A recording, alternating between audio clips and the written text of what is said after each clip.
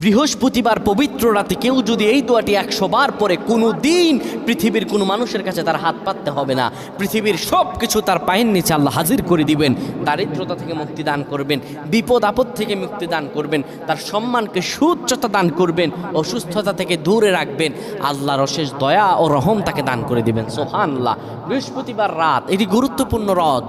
এই রাত সপ্তাহে একদিন আসে।